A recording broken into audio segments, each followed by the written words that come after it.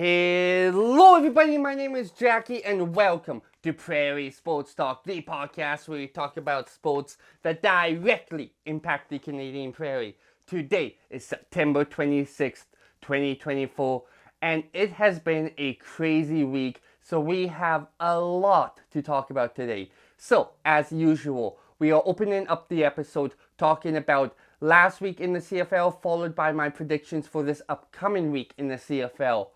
And then we have to talk about the Toronto Blue Jays because they have officially missed the playoffs.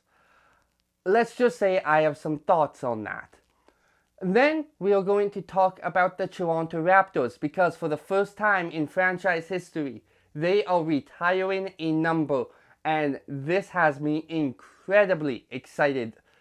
And then we are going to talk about, well, let's say the less than ideal start for the Swift Current Broncos. And finally, we are going to close up the episode with a new segment where I am going to be highlighting a player in the NFL who is from Canada. I'm very excited about this new segment. It is going to be at the end of every single month throughout the NFL season. But let's just get into the episode. Week 16 in the CFL was bizarre. It was very bizarre to say the least, but it was a good example of why I love the CFL so much. Well, one of the many reasons I do. Regardless of who is playing, there is no such thing as a sure win in the CFL. Case in point, the Hamilton Tiger Cats beat the Toronto Argonauts again this season. The Ticats won 33-31. And this is very interesting to me because I feel like the Argos have a much better team. They have a coaching staff that I don't want to say is necessarily better. I think it's very close between the two. But I feel like it's more solid, if that makes sense. Like there's less of a chance that there's going to be major changes made to it in the offseason. So much of Toronto's roster and coaching staff is set in stone compared to Hamilton's. So the fact that Hamilton keeps beating them this season, that is something I did not expect. Another thing I did not expect, Bo Levi Mitchell has had another tremendous game. 31 for 40 for 362 and a touchdown. He looked sharp, he really did. He looked like the Bo of old. And now that he's getting on a bit of a roll, I have to wonder, is this going to be why he retires this offseason? Is he going to choose to go out on his terms? Or is this going to be why he continues next season? Is he going to use this as justification to stick around? Is he going to be like, hey, I can still compete in this league? If so, that is going to be a massive risk, and that scares me because I don't want a future Hall of Famer to have their legacy tarnished because they stuck around longer than they should have. Meanwhile, on the ground, Hamilton's ground game, yeah, it has existed. That's about the best thing you can say about it, because it has been very inconsistent. In this game, Butler was their leading rusher, 11 carries for 58 yards. Yeah, I mean, it certainly was a stat line. You can say that about this game. Meanwhile, through the air, there was no single receiver that stood out. It was spread out between a lot of different receivers. Most notably, Keandre Smith had 5 receptions for 79 yards, and rookie Shamar Bridges had 6 receptions for 82. For anyone wondering, Robertson got the touchdown for the Ticats. He had 4 receptions for 49 yards. He had a solid game. A lot of the Ticats did, and that ended up being the difference. This was not necessarily a game where the Ticats just outskilled the Argos all the way through. It was more the Ticats were consistently better. There were points where the Argos outplayed the Ticats, but the Ticats did so much more that they ended up winning this game. Chad Kelly's up and down return continues.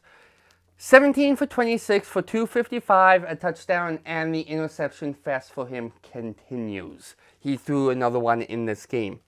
On the ground, Kadeem Carey had one of his weaker games of the season. Not necessarily a bad game, but definitely weaker than we've seen this year. 7 carries for 65 yards, no touchdown. I mean, not bad. Not bad at all. But at the same time, when your passing game isn't as consistent as a lot of people thought it would be, you want to have that running game you can fall back on. And Carey having had just a bad, had an off week at a bad time here. And that's all you can really say about it. It's not that he played bad, it's just he wasn't Kadeem Carey. Meanwhile, through the air, Devaris Daniels continues to have a career season this year. 4 receptions for 118 yards. He's been around the block a few times, and it's just looking like this is going to be probably his best career season when it's all said and done. Congratulations to him. He's had a tremendous season. And now on to the Rough Riders and the Stampeders. No matter the records of these teams, no matter what has happened up to that point in the season, when these teams meet, they always deliver a classic. And this, well, I don't want to say it was an instant classic, but it's definitely a game that could be seen as a potential turning point for the Rough Riders. Because the Riders finally got a win. Their first win since July. 37-29. Trevor Harris looked decent-ish. Decent-ish is probably the best way to put it. Because he had a very high completion percentage. He went 16 for 18, 248, and a touchdown. Tremendous. But a lot of people will probably notice that's very few passes, especially for a skilled quarterback like Trevor Harris. That's because Raquel Armstead made his Rough Riders debut this week. And Armstead, well, he had a game. He had a game, to say the least. 25 carries for an absurd 207 yards. What? And the craziest part is, he didn't get a rushing touchdown. That's insane. Meanwhile, the Riders' receiving core continues to be a multi-pronged attack. Keon Schaefer-Baker, 5 receptions for 80 yards and a touchdown. Keyshawn Johnson, 6 receptions for 90 yards. Riders had all cylinders going on offense in this game. And Calgary's offense, it looked better than it has in recent weeks. But it's not the offense I was expecting from them this season. Jake Mayer continues to have a meh kind of season. 25 for 31 for just 197, 2 touchdowns, 1 interception. Meh. Dietrich Mills continues to surprise me this season.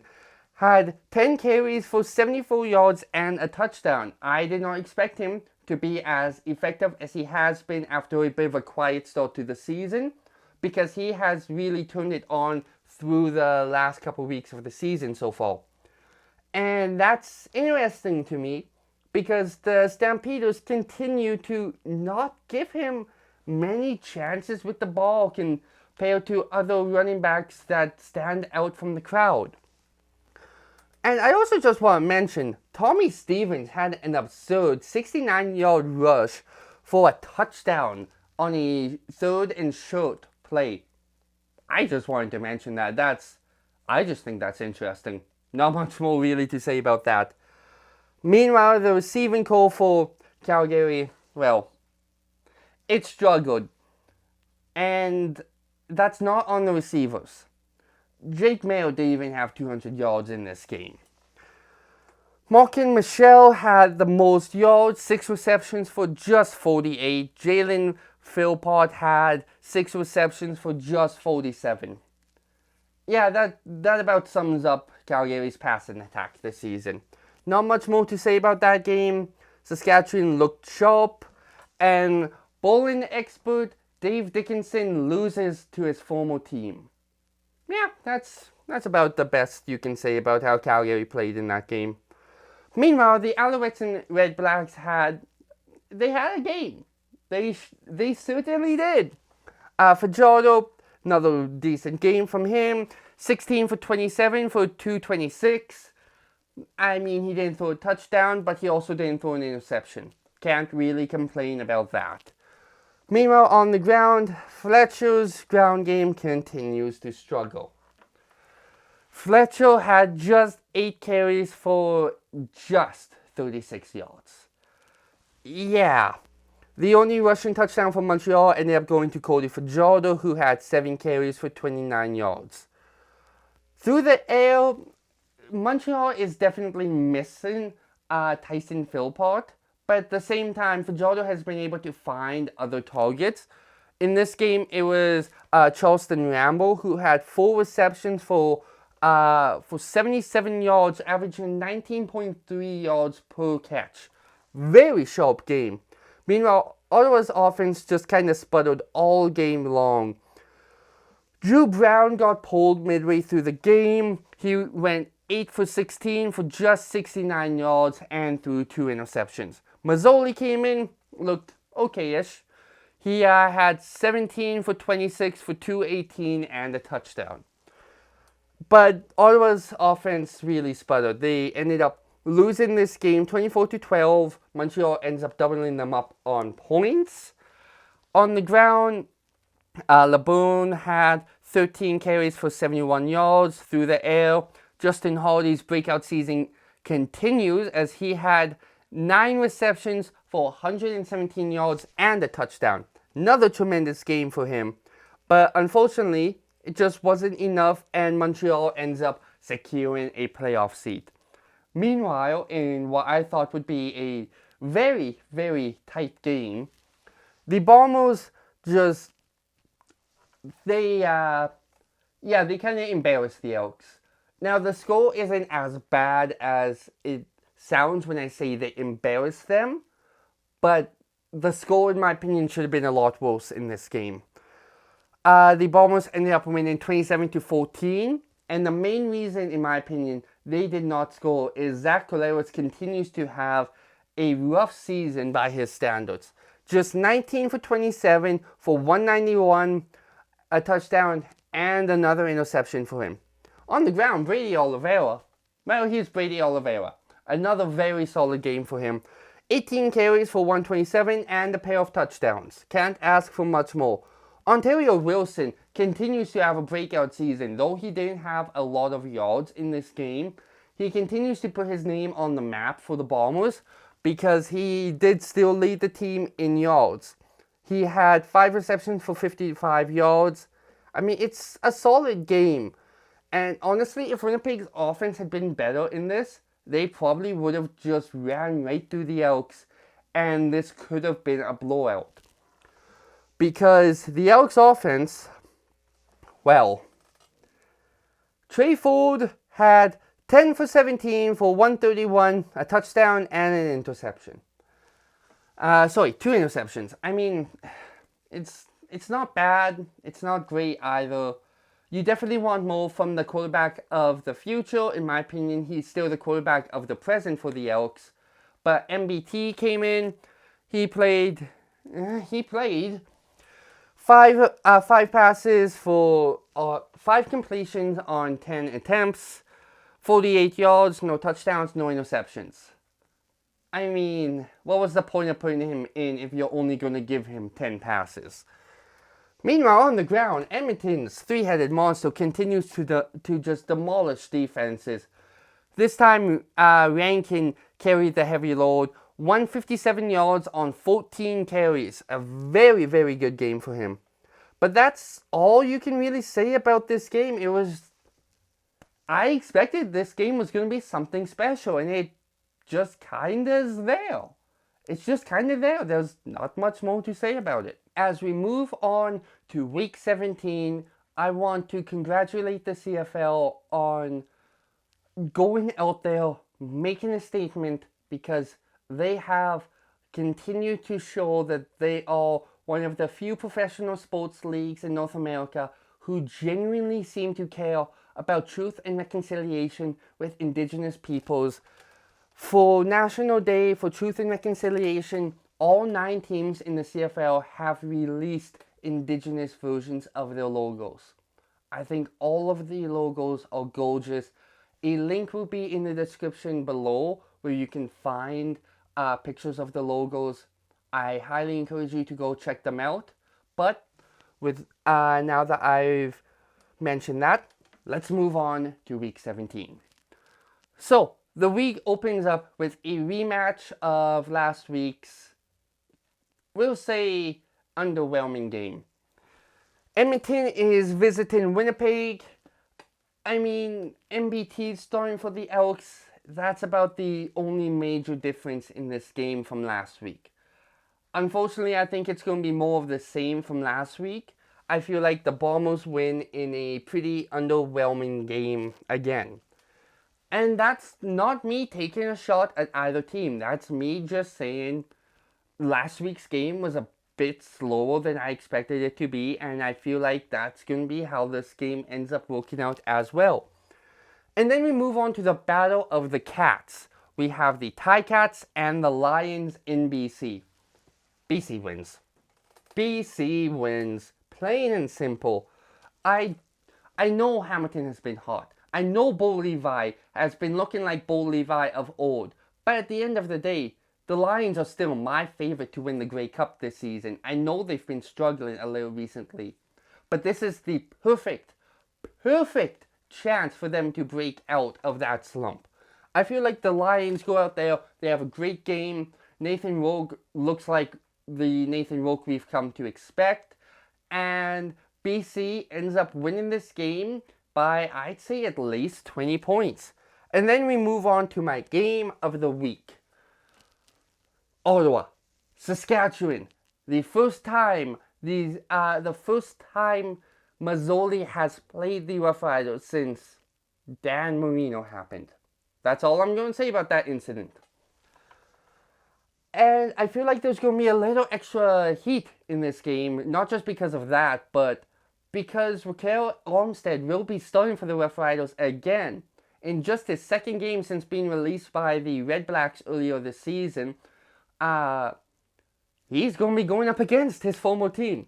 I feel like there could be some fireworks in the post-game if Dice and Armstead get too close to each other, but as for how I think the game's going to go, I feel like it's going to be a back-and-forth offensive contest, and I feel like the Riders just barely pull out the win. I feel like they end up winning this by a field goal or less. And then we move on to Montreal and Toronto. I'm thinking Montreal isn't going to be playing all of their starters in any more games this season. I feel like their starters will be continuing to play, but not all of them at once. Which is why I'm going with Toronto in this game. I would not be shocked to see them give Cody Fajardo an extra week to try and just shake off any lingering injuries he might have. I feel like the Argos win this game, not because they're a better team, but I just feel like not all of Montreal's starters will be on the field this week. I could be wrong with that too. We are still a ways off from playoffs, but I just feel like that's going to be what happens. On to my Blue Jays. They're out of the playoff race. Plain and simple, they can't make the playoffs this season. That sucks. It's been a weird year. A lot of people, myself included, coming into the season felt like the Jays were legitimate contenders for the World Series. Yes, I was a little nervous because of our lack of off-season moves, but at the same time, I felt like we still had enough of our core players from last season that we'd be able to hopefully at least threaten to make it past the wild card. They did even make it to the wild card this season. So, what's next? Well, there are definitely some good signs for the Jays. Vladimir Guerrero Jr. is having a career season with over 100 RBIs, over 30 home runs. He has been on a tear since the All-Star break. But that has somewhat overshadowed another Blue Jays player who has also been on a tear. On base plus slugging average for Spencer Horwitz, 1.027. That's absurd. He has the highest OPS on the Jays at the moment over the last 30 days. That is insane. Horwitz has been on fire, and I feel like the young core of the Jays still has a lot of potential. But above all else, the Jays need to do two things this season. One, re-sign Vladimir Guerrero to a long-term contract. He is this team. Without him, you might as well just scrap every other player we currently have on the Jays, because the whole team has been built around him. You cannot let him walk. You have to re-sign him. Number two, figure out what is going on with Bo Bichette. Because there has been a lot of conflicting reports in the last couple of weeks about Bo. Some people are saying he wants out of Toronto. Some people are saying he still wants to win a World Series in Toronto.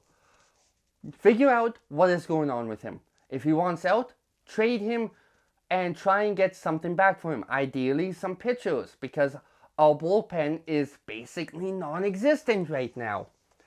If he wants to stay, sign him to basically the same kind of contract I want Vladdy signed to. Ideally, I'd love to see both of them locked up for long-term deals. Yes, you need to get some pitchers, but these two are the team. Vladdy above all else, but Bo's right there too. Make sure both of them are going to be around next season, but if Bo's not going to be there, make sure you get something for him. Don't just let him become a free agent. Finally, in their 30th anniversary season, the Toronto Raptors are retiring a number. Vince Carter's iconic number 15 will be the first number retired by the Toronto Raptors. They are raising it to the rafters on November 2nd. It's fitting.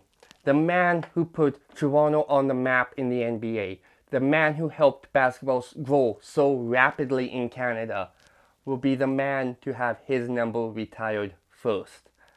Yes, there's an argument that Kyle Lowry should have had his number retired first. Yes, there are other players who will have their numbers retired very soon. Chris Bosh and DeMar DeRozan, to name just a few. But at the end of the day, I don't think any of those players become Raptors without Vince Carter. I don't know if the organization even sticks around long enough without him. Vince Carter is the reason we have the Raptors. At the end of the day, there is no player who deserves this honor more than him. Congratulations to Hall of Famer Vince Carter.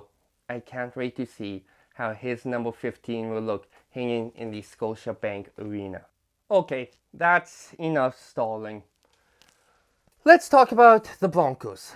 They have had a very, very rough start to the season. Just 2 games in and they have surrendered 13 goals.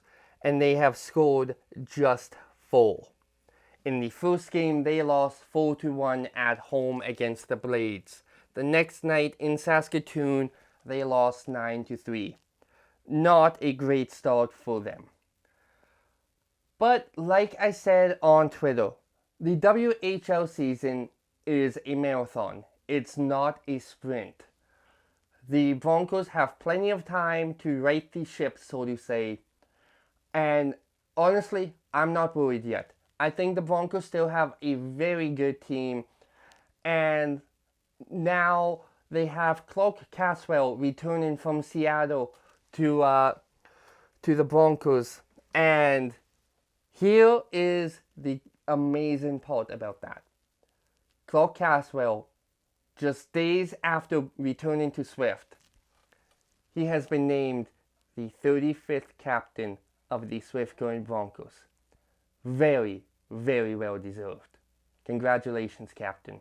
Now, let's talk about one of the most underrated players in the NFL, in my opinion. The dual citizen, Alex Singleton. Alex Singleton is a Canadian-American linebacker. He plays for the Denver Broncos, but he has a lot of connections to Canadian football. He played his first 3 seasons of professional football with the Calgary Stampeders. His most notable season was 2018 when the Stampeders won the Grey Cup. He played all 18 games, had 123 tackles as well as a pair of forced fumbles. In his CFL career over the course of 54 games, he had 311 tackles, 4 sacks, an interception, and 6 forced fumbles. After that, he went to the NFL and he started with the Philadelphia Eagles in 2019. In 89 games with the Eagles, he had a decent run. 262 tackles, a pair of sacks, a forced fumble, and 2 fumble recoveries. And then in 2022, he joined his current team, the Denver Broncos. He has quickly become one of their best defenders. In his first 2 seasons, he had 206 tackles and 2 sacks, a pair of fumble recoveries, and after a very promising start to 2024 with 31 tackles in just 3 games, unfortunately, yesterday it was announced that he tore his ACL. I hope this is just a blip in the career for Alex Singleton. He has had a really underrated NFL career thus far, and I think he has the potential to be a key member of a Super Bowl caliber team if he just ends up in the right place at the right time. But that is everything I have for you guys this week. If you enjoyed this episode, be sure to like, comment, and subscribe if you're on YouTube. And if you're on Spotify, be sure to follow the 13th Man Podcast Network. I hope you have a great day. I hope you have a great night. I hope you have a great whatever. Stay safe, stay strong. You got this. And this is Jackie for Prairie Sports Talk signing off.